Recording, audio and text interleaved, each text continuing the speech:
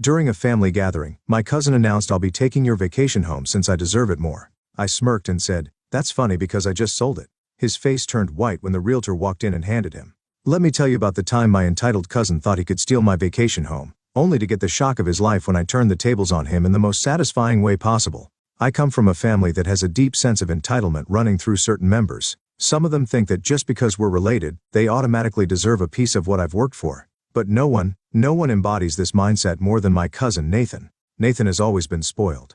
His parents enabled him his entire life, giving him whatever he wanted without making him work for anything. When we were kids, if I had a toy he liked, he'd throw a tantrum until his parents either forced me to give it to him or ran out and bought him the exact same one, except bigger and better. He was the type of kid who never heard the word no. Fast forward to adulthood. I worked my ass off, built a successful business, and bought myself a beautiful vacation home in the Florida Keys. It wasn't a mansion, but it was mine. A cozy waterfront place with an incredible view, just a few steps away from the sand. It was my escape from reality, a place I could go to unwind after the grind of running my business. Nathan, meanwhile, did absolutely nothing with his life. He burned through his inheritance and whatever money his parents threw at him.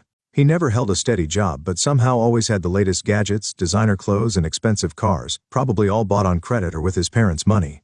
Despite this, he always acted like he was better than everyone, like he was somehow owed a luxurious lifestyle just because he was born into our family. Now, let's get to the gathering from hell. It was a big family reunion at my parents' house. Relatives flew in from all over. We were all sitting around the backyard, enjoying food, catching up, when Nathan suddenly stood up, cleared his throat, and made his grand announcement.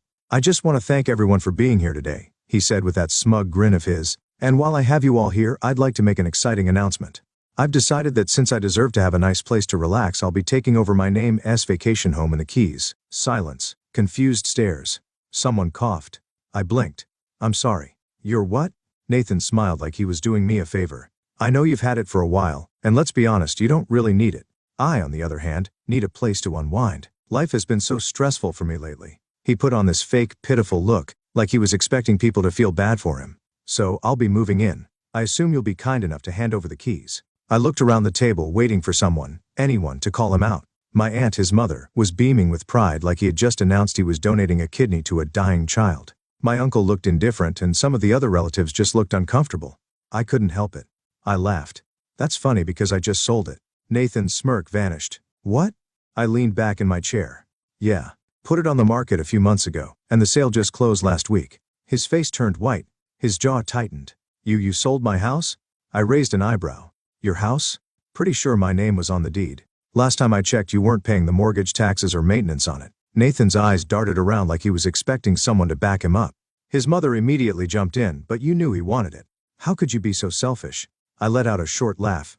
"Selfish? For selling my own property? What's selfish is assuming you're entitled to something you never worked for." At that exact moment, the realtor, who just happened to be a close friend of mine, walked into the backyard with an envelope in her hand. I had invited her to the gathering beforehand because, well, I knew Nathan was going to pull something like this. She smiled politely and handed the envelope to Nathan.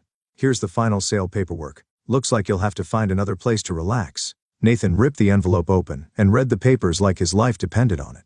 His face went through about 10 different emotions in 5 seconds. Disbelief, anger, panic, and finally humiliation. He started, but no words came out. His mother burst into tears. "You ruined his future. Where is he supposed to go now?" I shrugged. "Maybe try working for a living?" The entire table was dead silent. And that's when things got really interesting. Nathan's hands were shaking as he clutched the papers. His eyes darted back and forth between me and the realtor, as if waiting for one of us to suddenly say, "Just kidding," but that moment never came. His mother, my Aunt Diane, had fully entered meltdown mode. "How could you?" she shrieked, pointing a shaking finger at me like I had just committed a federal crime. "You knew he needed that house." I crossed my arms. "No. I knew you wanted it. Big difference." Nathan's face twisted into something between a sneer and a pout. "I was counting on that house, my name. I already made plans. What am I supposed to do now?" I raised an eyebrow. "You seriously thought you could just claim it? What? Did you expect me to just hand over the keys because you announced it?" His jaw clenched. "You're so selfish. You don't even need that money. I needed that house." And then like magic, his eyes lit up. "I should have known. I should have known." Nathan grinned, that nasty smug grin he always wore when he thought he had an angle. "Wait, you just sold it, right?" He turned to the realtor. "It's not too late. I'll buy it from the new owners." I'll make them an offer." The realtor, who was loving this more than she should have, shook her head. "Sorry, but that won't be possible." The new owners are already set to move in next week. Nathan scoffed. So what? I'll pay more. Everyone has a price. And that's when I smiled. Because see, I knew exactly who I sold it to, and I knew that Nathan was about to have the shock of his life. Actually, I said, tilting my head, you already know the new owners. Nathan frowned. What? Who? And before I could answer, I heard a voice behind me. That would be us. Nathan turned, and the second he saw who it was, his entire body stiffened.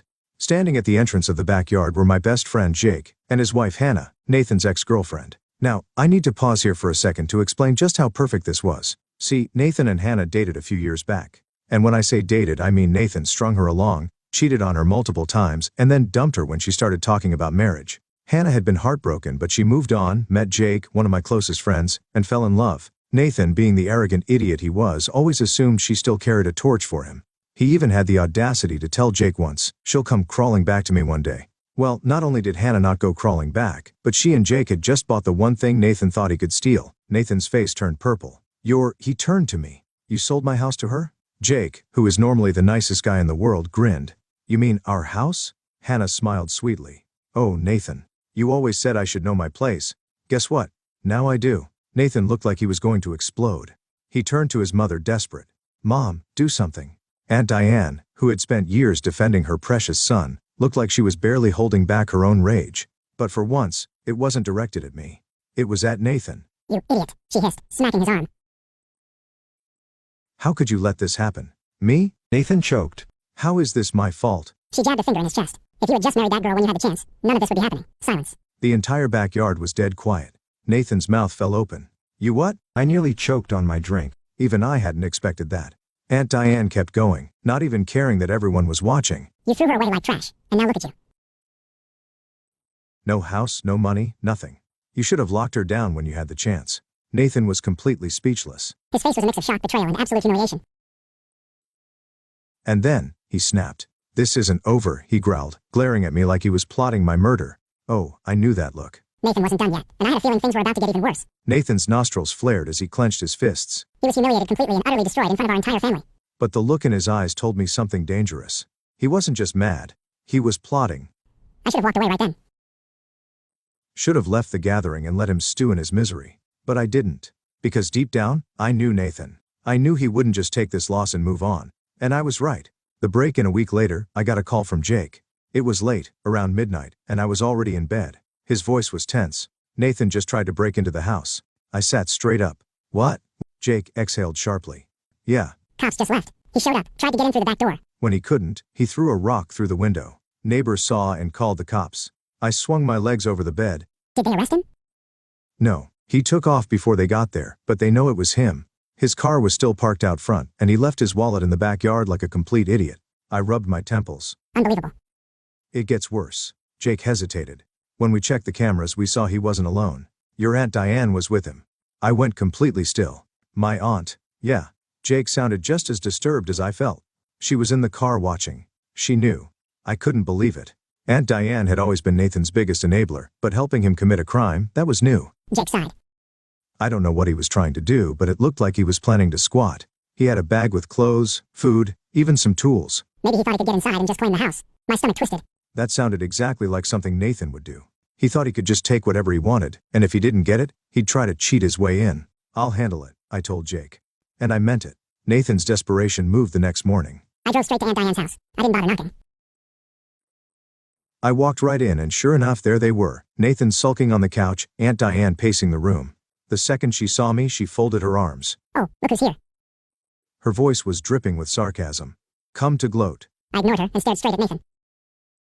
What the hell were you thinking? Nathan barely looked up. Didn't do anything. I barked out a laugh. You tried to break into Jake and Hannah's house. Aunt Diane scoffed. It should be his house anyway. My blood boiled. Do you even hear yourself? Do you have any idea how insane you sound? Nathan finally stood up, his face red with anger. You had no right to sell it. I shook my head. You're actually unhinged. That house was never yours. You didn't pay for it. You didn't work for it. You didn't even contribute a single dollar toward it. But you thought you could just, claim it like a damn squatter. Nathan's eyes darkened. If you won't give me what I deserve, I'll take it another way. Aunt Diane nodded. We're taking you to court. I left. I couldn't help it. It was the most ridiculous thing I'd ever heard. You're suing me? For selling my own property. Nathan smirked. Oh, not just you. He held up his phone, and for the first time, I felt a real chill go down my spine. Jake and Hannah are getting sued too. I narrowed my eyes. For what? Unlawful sale. Nathan's grin widened. You didn't offer it to me first. And I have proof that I was supposed to get that house. I frowned. What proof? He turned his phone around and showed me a text conversation. It was between him and my mother, and my heart dropped. Betrayal from within. I snatched the phone from his hand and read the texts. Mom, don't worry, sweetie. He knows you need it more than he does. When the time comes, it'll be yours. Nathan, you promise? Mom, of course. It's practically already yours. The texts were a year old long before I even considered selling the house. Nathan folded his arms. See? Mom already promised me the house. You lied. I felt my stomach twist. My own mother had told him that? Without even telling me? I swallowed the lump in my throat and forced myself to keep my voice calm. That means nothing. She doesn't own the house. I do. Nathan smirked. Doesn't matter. It's written proof that there was a verbal agreement. I have a case. I turned to Aunt Diane. And you're supporting this? She smiled sweetly. Family should stick together, don't you think? I gritted my teeth. This is insane. You won't win. Nathan just shrugged. Maybe? But it'll cost you a fortune in legal fees. And if we drag this out long enough, maybe Jake and Hannah won't want the headache anymore. Maybe they'll sell it back to me at a discount. My blood went cold. This wasn't just about the house anymore. Nathan wanted revenge, and he was willing to burn everything down to get it. Nathan's smug grin made my blood boil. He thought he had me cornered, thought that a few text messages from my own mother would be enough to strong-arm me into giving him what he wanted. But he didn't know that I had one final card to play. The lawsuit that never was. I took a slow breath and met Nathan's eyes. So let me get this straight. You think that because my mom, who has zero ownership over my house, texted you that you'd get it, that somehow gives you a legal right to it? Nathan rolled his eyes. It's a verbal agreement. I smirked. You sure about that? He blinked. Yeah. I pulled my phone out of my pocket, tapped a few times, and then turned it toward him. Because I just called my lawyer, and he's listening to everything you just said. Nathan's face dropped. Aunt Diane gasped. You can't do that. I shrugged. Actually, I can. You threatened a lawsuit. Now it's on record that you're trying to use a meaningless text to extort me and the actual owners of the house. Nathan was shaking with rage. You think you're so smart, don't you? I smiled. No, I just think I'm not a complete idiot who thinks a text from someone who doesn't own the property counts as a binding contract. Jake, who had been quiet until now, finally stepped forward. And by the way, he said, crossing his arms, if you try to squat in my home again, you won't have to deal with just the police. You'll have to deal with me. Nathan's eyes flashed with something ugly. But before he could say another word, my mother walked in. The moment everything shattered, she must have heard the tail end of the conversation because her face was pale, her lips pressed into a thin line. Is this true? She asked quietly. I clenched my jaw. You tell me, did you really promise Nathan my house behind my back? Her eyes flickered to the floor. That was all the confirmation I needed. Nathan pounced. See? Even Mom knew it was supposed to be mine. You just went behind her back and sold it out of spite. I took a slow, shaky breath, trying to keep my temper under control. Mom, I said carefully, why did you tell him that? Her shoulders sagged. I thought it would help him feel like he had something to look forward to. I let out a bitter laugh. So you lied to him. You let him believe that he had a claim to something that was never his. And now look at him. I pointed at Nathan, whose face was red with fury. You created this monster. Nathan's mouth twisted. Screw you, my name. You always had everything. The business, the money, the house. I cut him off. I worked for it. You sat around waiting for someone to hand you a life on a silver platter. His nostrils flared. Mom was right. You're selfish. And that was the last straw. I turned to my mother, who still hadn't denied what she did. Mom, do you even understand how much this hurts? My voice cracked despite my best efforts. Not just what you told him, but the fact that you never told me. You let him believe he was owed something of mine. Do you know how that makes me feel? Her lip trembled. I didn't mean, but you did. I swallowed the lump in my throat. You took my success and acted like it was something I had to share whether I wanted to or not. And when I finally set a boundary, you took his side. For the first time, my mother looked truly ashamed. But Nathan. He just scoffed. But don't think this is over. I shook my head, exhausted. Oh, it's over, Nathan. You lost. Move on. Nathan took one last look at me, then at Jake and Hannah, then at my mom, who, to my surprise, didn't jump to his defense this time. His face twisted with rage. The silence he left behind was thick. Aunt Diane, who had been weirdly quiet for the last few minutes, turned to my mother and said, You see what you've done? You turned your own son against his family. And that's when my mother snapped. She looked furious. Oh, don't you dare put this on me, Diane. You're the one who raised him to think he could take whatever he wanted. And now look at him. He's got nothing. That's on you. Aunt Diane's mouth fell open. Excuse me? Mom took a step forward. You heard me. You let him believe that life would bend to his will, that money would always appear when he needed it, that someone would always bail him out. And now that it's finally come crashing down on him, you have the nerve to blame me. For the first time in my life I saw genuine fear in Aunt Diane's eyes.